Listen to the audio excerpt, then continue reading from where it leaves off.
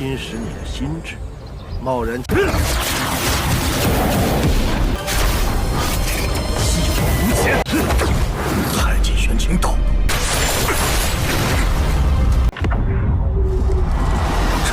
Halo semuanya, bagaimana nih kabar kalian? Pada kesempatan kali ini, Mimin akan melanjutkan Tonghua dari Jet Dynasty Season 3, tepatnya episode 13. Mohon maaf lagi, Mimin keterlambatan untuklah menayangkan dari Jet Dynasty ini ya. Untuk di part sebelumnya, sebetulnya sungguhlah begitu membingungkan. Karena dari awal Siobhan yang inginlah menghabisi sang penyihir dari sekte Raja Hantu, tetapi secara tiba-tiba dia mengurungkan niatnya. Malah mencoba untuklah pergi ke tempat pedang Juxian berada. Dan untuk aliansi tiga kebenaran juga telah berhasil mengalahkan Raja Fei Yi atau serangga kuno ya. Kalau begitu langsung saja kita masuk ke dalam ceritanya. Sedangkan untuk Tao Xuan, dia mendatangi tempat para leluhur untuklah memberikan penghormatan. Ternyata di sana ada Tian Yun. Mereka berdua langsunglah berbincang tentang kedua murid mereka yang nantinya akanlah mewarisi kemampuan mereka masing-masing.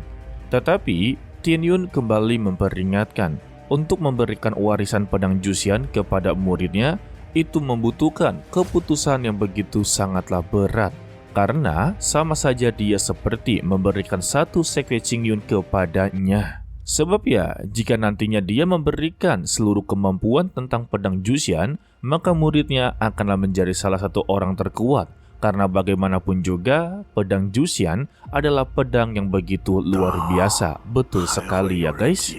Meskipun begitu, mereka berdua juga sama-sama tahu, sebagai pemilik dari pedang Juxian, pastilah memiliki sebuah risiko. Bahaya yang akan ditimbulkan sebagai pengguna pedangnya, yaitu kematian. Dan saat ini, Tao Xuan datang ke tempat leluhur untuklah meminta izin kepada semua leluhur sekte Qingyun kalau dia akanlah menggunakan pedang Juxian dalam pertarungan melawan sang dewa binatang. Meskipun dia tahu kalau ini ada konsekuensinya, dia akanlah tetap melakukannya karena ya pertempuran ini begitu sangatlah penting. Dia hanya membalas, janganlah membuat generasi muda kesulitan. Dan juga janganlah merepotkan orang yang sudahlah tua. Sementara untuk Guili alias Siobhan sedanglah bertemu dengan Xiaohuan. Di sana mereka berbincang satu sama lain.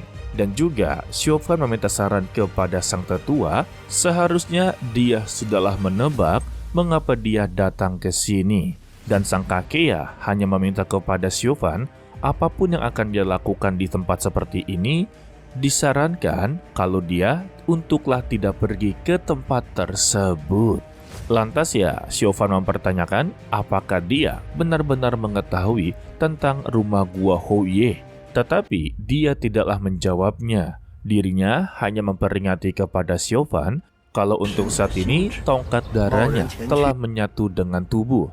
Layaknya seperti racun yang terus-terusan akanlah mengikis tubuhnya secara perlahan-lahan. Dan jika nantinya dia tetaplah memaksakan menggunakan tongkat darah ini, ujung-ujungnya dia akanlah kehilangan akal pikiran dan akanlah menjadi mayat hidup alias zombie. Mendengar saran tersebut ya, Siobhan langsunglah berterima kasih dan dia akanlah tetap pergi ke sana. Xiaohuan mencoba untuk memperingatinya lagi. Untuk saat ini ya, aliansi tiga kebenaran telah berkumpul menjadi satu. Dan tempat yang dia tuju itu adalah tempat perkumpulan aliansi tiga kebenaran. Jadi ya, jika dia datang ke sana, sama saja seperti memberikan nyawanya. Sayangnya, Siobhan tidaklah mendengarkannya. Justru dia meminta kepada mereka bertiga untuklah berhati-hati.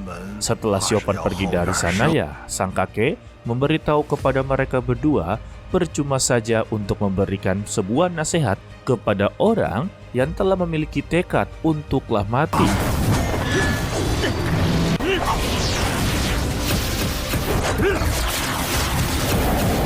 Sementara itu, untuk kelompoknya Lu Suiqi sedanglah berada di kota Heiyang, mereka berhasil untuklah mengevakuasi para warga. Tetapi ya, para binatang iblis terus-terusan menyerang mereka. Dan Lu Suiqi memperingati kepada teman-temannya, mereka tidak bisa bertarung di sini dalam waktu yang cukup lama, karena mereka haruslah berkumpul kembali ke Sekte Qingyun. Dan ketika mereka inginlah pergi dari sana, untuk Lin Jingyu, dia mendapati sebuah pesan rahasia yang bertuliskan kalau terjadinya kebakaran di halaman belakang. Yang dimana itu adalah ulah dari penyihir Sekte Raja Hantu. Dan dia sengaja untuklah mengadu domba Siobhan dengan dirinya, guys. Ya, nanti kita akanlah tahu sendiri. Sedangkan untuk Siobhan, dia telah berada di halaman belakang yang sedanglah dihadang oleh Wang Jianyi. Dia meminta kepada Siobhan untuklah memutar arah, karena ini bukanlah tempat untuk didatangi oleh orang luar. Tetapi Siobhan tetaplah memaksanya. Bahkan formasi larangan berhasil untuklah dilewati dengan begitu mudah. Sontak ya, untuk Wang Jianyi atau kita panggil sebagai Tetua Wang, sungguhlah begitu sangat terkejut. Bagaimana bisa orang luar mengetahui formasi larangan dari Sekte Qingyun? Dan ketika dilihat dengan begitu jelas, ternyata ini adalah Siobhan. Dia tahu kalau Siobhan adalah orang yang telah dikeluarkan dari Qingyun 10 tahun yang lalu. Untuk Siobhan sendiri, dia sungguhlah tidak menyangka ternyata untuk Sekte Qingyun telah menyimpan sebuah rahasia yang begitu besar. Dan karena dua-duanya sudahlah mengetahui rahasianya masing-masing, yang satu tahu kalau niatnya datang ke sini untuklah mencari pedang Juxian. Yang satunya juga telah mengetahui kalau Sekte Qingyun telah menyimpan rahasia yang besar. Jika dibiarkan pergi begitu saja ya, maka rahasia ini akanlah tersebar luas. Sehingga mereka berdua memutuskan untuklah bertarung.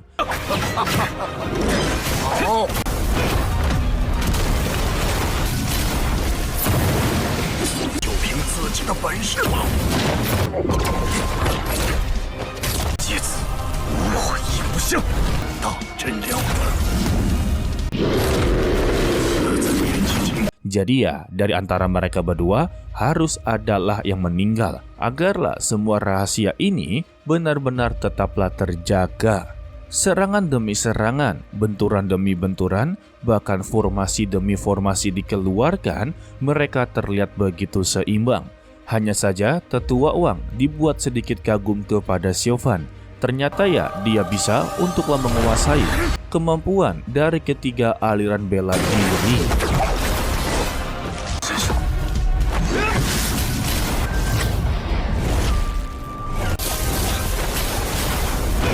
Namun, scene berpindah kepada Dao Xuan yang telah mengumpulkan seluruh praktisi dari berbagai aliran untuk memberikan sebuah berita besar kalau para murid elit alias kelompok dari Lu Suiqi telah menemukan jejak Raja Iblis yang sedanglah mendekat ke arah mereka. Dan kali ini mereka tidak bisa untuklah melarikan diri. Satu-satunya pilihan yaitu bertarung. Tetapi ya, seluruh para praktisi begitu sangatlah putus asa karena mereka tahu betul tentang kemampuan dari Raja Iblis. Meskipun katanya mereka bertarung mati-matian, sesuai namanya, mereka akanlah meninggal dunia. Tetapi Master Lembah Fenxiang alias Yun Yilan langsunglah membuka suara kalau mereka tidak perlu takut. Meskipun nantinya mereka akanlah mengalami kerugian, setidaknya mereka bisa untuklah menang karena pertarungan ini untuklah generasi berikutnya. Selain itu, Sekte Qingyun memiliki formasi pedang Juxian yang sangatlah terkenal. Dengan kondisi seperti ini ya, mereka semua meminta untuklah Dao Xuan turun tangan dengan menggunakan pedang Juxian. Hai. Meskipun raut wajah dari Dao Xuan sebenarnya menolak, tetapi dia memaksakan untuklah mengunuskan pedang Juxian. Hal ini membuat seluruh praktisi menjadi begitu sangatlah senang, karena mereka masih memiliki satu harapan untuklah memenangkan pertarungan ini. Sedangkan untuk Lin Jingyun, dia langsunglah buru-buru untuk pergi ke halaman belakang. Dia memiliki firasat buruk tentang gurunya. Kita kembali kepada Siobhan yang masihlah baku hantam dengan Tetua Wang. Di sini sudah mulai terlihat kalau siapa yang akanlah menang dalam pertarungan, yaitu Tetua Wang, guys. Sesuai perkataan dari kakeknya Xiaohuan, kalau kondisi dari Xiaohuan saat ini sangatlah tidak memungkinkan untuk bertarung cukup lama. Karena ya untuk tongkat darah ini telah menyatu dengan tubuhnya layaknya sebagai racun yang terus-terusan akanlah mengikis jiwa, pikiran, serta tubuhnya. Meskipun katanya kondisi dia sedanglah parah, tetapi Xiaohuan terlihat baik-baik saja. Dia tetaplah bisa bertarung dalam kondisi yang begitu sangatlah prima. Sedangkan untuk Lin Jingyu dalam perjalanan, dia dibuat begitu sangatlah gelisah dan berharap kalau gurunya tidaklah terjadi apa-apa. Kembali kepada Tetua Wang, akhirnya dia memasuki mode serius dengan mengeluarkan kekuatan Yin dan Yang. Dengan begini, dia bisa mengeluarkan berbagai elemen seperti elemen petir, elemen es, api, angin, semuanya dikeluarkan guys. Xiaohuan sungguhlah begitu terkejut, sebenarnya siapa Tetua Wang ini? Karena kemampuannya setara dengan ketua sekte.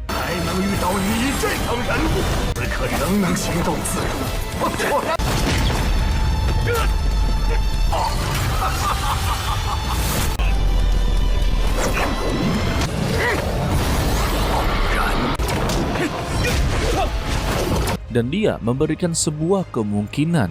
Mungkin saja yang dia lawan ini adalah pendekar pedang Wuhan yang legendaris. Sehingga terbentuklah sebuah roh yang begitu besar dan dia langsunglah mengayunkan pedangnya. Xiaohuan yang mencoba untuklah menahan dengan lonceng damanya sama sekali tidaklah berhasil. Yang dimana loncengnya langsunglah hancur lebur.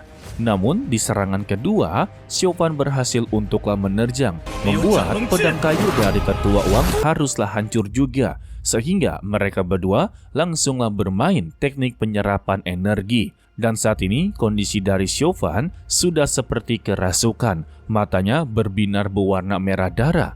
Tetapi secara tiba-tiba, Tetua Wang langsunglah batuk berdarah. Dan tepat di dada kanannya telah terlihat lubang. Dan sebetulnya ini bukan ulah dari Xiaohuan. Karena ya untuk posisi Xiaohuan sedanglah bertahan. Bagaimana cara dia untuklah memberikan serangan yang begitu telak sampai ya bisa melubangi dadanya. Ya sudah pasti ini ulah dari orang lain.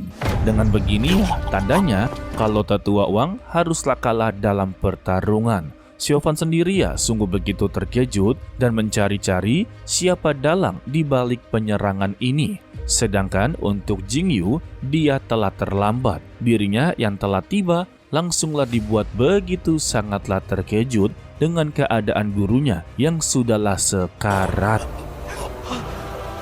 Sebelum dirinya benar-benar meninggalkan dunia ini, dia memberitahu kepada Lin Jingyu siapa yang telah menyerang dirinya. Yang tak lain yaitu Xiaohuan. Mendengar nama tersebut, emosi dari Jingyu benar-benar meledak. Sampai-sampai ya untuk pedang petir naganya ini mengalami reaksi yang begitu besar. Dan dia juga mengingat semua saran dari gurunya. Yang dimana sarannya kalau dia haruslah berlatih dengan begitu ekstrim. Karena dia yakin Jingyu bisa untuklah melampaui dirinya jauh lebih baik.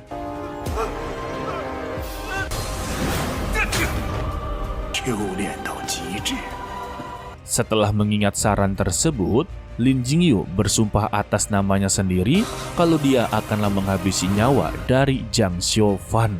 Sedangkan untuk Xiaohuan sendiri, dia berada di atas atap bangunan dengan tatapan yang begitu sangatlah tajam. Tetapi untuk kelopak matanya berwarna ungu, yang tandanya ini bukanlah Xiaohuan, melainkan dia adalah sang penyihir yang sedanglah menyamar menjadi Xiaohuan. Intinya diadu domba ya. Jadi untuk surat rahasia yang diberikan kepada Lin Jingyu sudahlah terjawab. Semua ini memang ulah dari sang penyihir yang mencoba untuklah mengadu domba. Sedangkan untuk sang dewa binatang telah berada di depan Sekte Qingyun untuklah menghadapi ketua ketiga aliran. Haduh, ini yang seru ya. Oke lah, sepertinya cukup sampai di sini saja dulu untuklah video kali ini. Mimin ucapkan terima kasih kepada kalian yang telah menonton sampai akhir. Pesan dari Mimin, tetaplah menjadi orang yang baik, walaupun itu sangatlah sulit. Bude continue, sampai jumpa di video berikutnya. Bye 在侵 bye. 蚀你的心智，贸然前来。